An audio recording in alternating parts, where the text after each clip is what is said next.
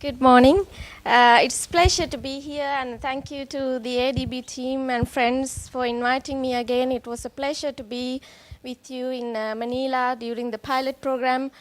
And now today I'm going to present on climate resilient pathways and trying to understand what the what the concept is. I must mention here, I heard Michael mentioning, there are a lot of different pathways, and yesterday also all these terminology about green development, green growth, and different pathways, and I think I may add a little more to the confusion here by presenting this one. Before going to the presentation again, I must also mention that this is a research area that's been taken up by the IPCC research team for the 5th assessment report.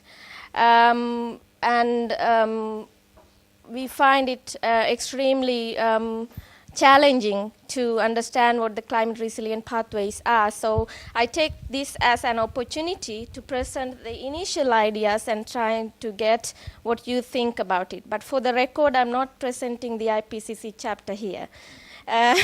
It's my own research that I'm presenting.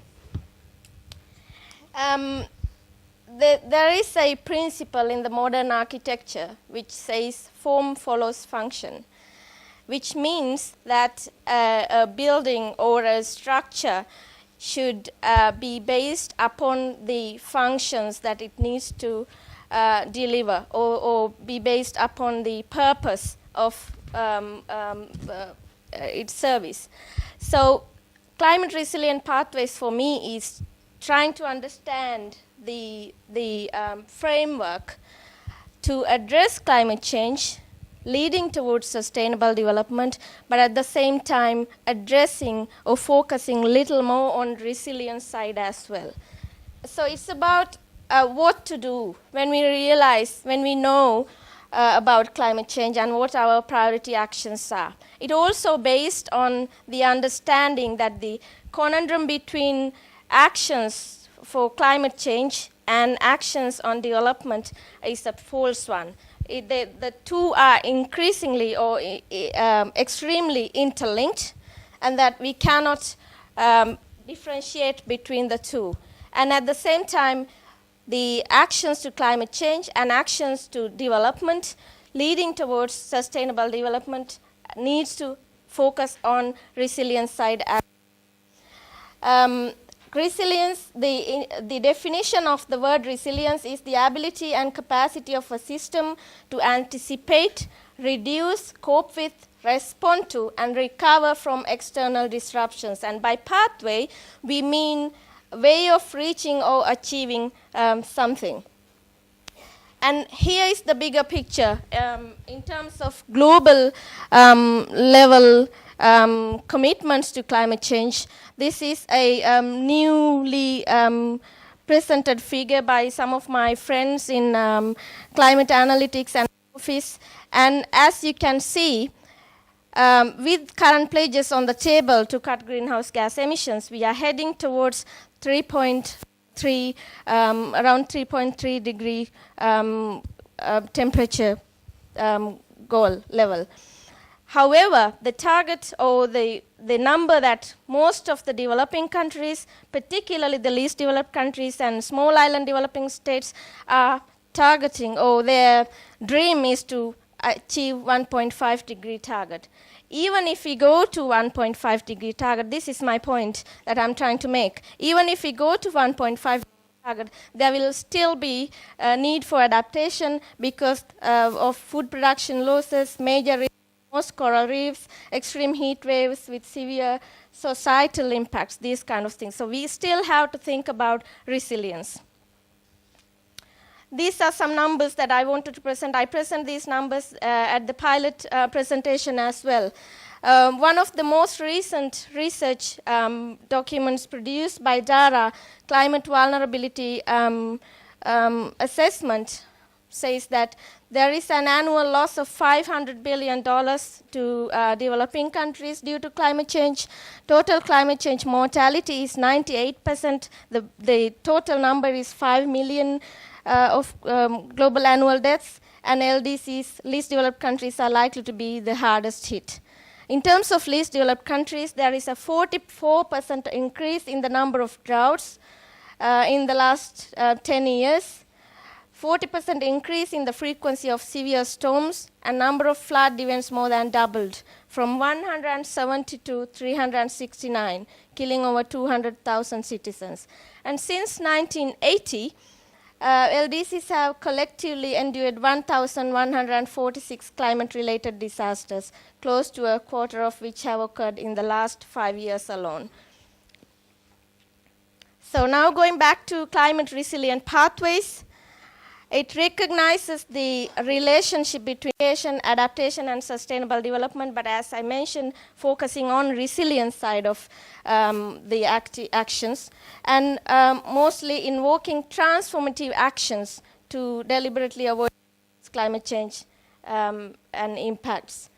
To include two essential elements: actions for increased resilience through mitigation and adaptation, and actions to increase resilience through effective risk management, institutions, strategies, and choices as an integrated part of development processes. And there are some other elements that we need to focus on in terms of climate resilient pathways: knowledge and capacity, particularly institutional change for effective resource management, social awareness, and human capital development, and resources in terms of financing for appropriate climate change responses, information linkages, and scientific and technological expertise and options for problem solving. And practices are more important in talking about resilience. There are a number of examples I'll put here, but not limited to: policy, regulatory, and legal frameworks, institutionalized vulnerability assessments and risk management strategies, and monitoring of emerging climate change effects, and contingency planning for transformational responses. I must mention here that not every possible response to climate change is consistent with resilience and sustainable development. For example, there are climate change responses such as geoengineering, can lead to some dangerous impacts or dangerous results. Also, some examples, other examples like using groundwater for some agriculture could lead to reducing that water resource. And also, in terms of climate resilient pathways, we also talk about role of values in responding to climate change, and participatory processes and holistic responses that place human well-being and security. And I mentioned that transformational change, transformational adaptation is important in terms of talking about climate resilient pathways. And transformational adaptation, as we have just broadly framed here, is occurs with continuous interaction with incremental adaptations, and also involves adaptation at a greater scale or intensity, and may require changes to value systems, regulatory, legislative, or administrative regimes, financial structures, and technological or biological systems. So in essence, as I mentioned, what I've presented here is very broad theoretical ideas. Climate resilient pathways in theory we have framed as visions or models for of possible tracks of change over time that provide a broad framing of options for resilience. But in practice, people argue that it could be evolutionary processes. They are not specific. They can be elaborated multi-decadal development strategies for resilience. There could be multiple paths leading to the same total amount of climate resilience, and also global pathways can emerge from accumulations of local and national choices. I remember the first day we talked about thinking globally and acting locally, and this is what I wanted to mention here. But here, this side of the slide shows that climate resilient pathways, what we try to do is trying to be more collaborative between responses to mitigation, responses to adaptation and sustainable development than very formal standalone strategies to address greenhouse gas emissions, increasing greenhouse gas emissions, address adaptation, and focus on sustainable development. So it's the second picture is more representative of climate resilient pathways that we try to understand here. So now I just wanted to present one practical example of climate resilient pathways. I tried to find an example from the region, Asia Pacific region, but I couldn't. But I'm ready to be informed if there is such strategy in a country at national level. This is the best example that we have found so far. Kenya has recognized a climate resilient development pathway as a part of their country's vision for 2030, which aims to address both sustainable development and climate change, aiming to transform Kenya into a newly industrializing middle-income country, providing a high quality of life to all citizens in a clean and secure environment. This is exact words that I took from their national strategy. They envisage enhancing sustainable development, improving lives of the poor and vulnerable through this strategy, reducing disaster risks, attracting international climate finance, technology and capacity building, leveraging investment, demonstrating global leadership. The strategy is divided into three main parts: the long-term strategy, short-term strategy for a few years, and then medium-term strategy. The strategy has recognized 6 priority sections for local development, addressing climate resilience, including agriculture, environment, water and sanitation, tourism, infrastructure, manufacturing, population, urbanization and housing, health and disaster preparedness. At the same time, at the beginning, I mentioned that there are 2 main elements of climate resilient pathways. The first one is looking at the synergies between adaptation, mitigation, and sustainable development, and the second one is enabling environment. And Kenya's priority actions, the strategy gives a high priority to enabling activities, enabling environment, focusing on 5 areas: finance, regulatory and policy framework, knowledge management and capacity development, technology and measuring results. And these are only very few recognized activities, recommended and enabling activities in the strategy. It has recognized undertaking targeted interventions to help overcome weaknesses in the investment climate, establish the Kenya's National Climate Fund, establishing a carbon trading platform to market their carbon market, to address their carbon market activity. In terms of regulatory and policy frameworks, already working on overarching standalone climate change law, which I see as a very positive sign from the country's political level, coming up with that political will to produce a standalone law to address climate change. They are also working on amending sectoral laws to facilitate priority actions. It's recognized high-level National Climate Change Council and also Climate Change Directorate for regulatory and policy actions. In terms of knowledge management and capacity development, the country has recognized a national framework for capacity development and climate change information and knowledge management network. For technology, the strategy recommends priority technologies using the updated technology needs assessment, which was recently submitted to the UNFCCC, and establish and support climate change technology promotion centers. In terms of performance management and benefits, they are suggesting measuring, reporting, and verifying the benefits and results, which I again see as a very positive sign, because this MRV, measuring, reporting and verifying, is quite rare to see in many countries in terms of climate change activities.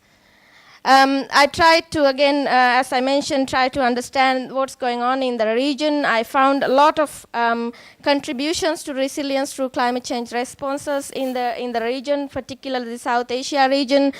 Bangladesh is pioneering in climate change adaptation and resilience activities. They also have a low carbon development scenario and priority strategy.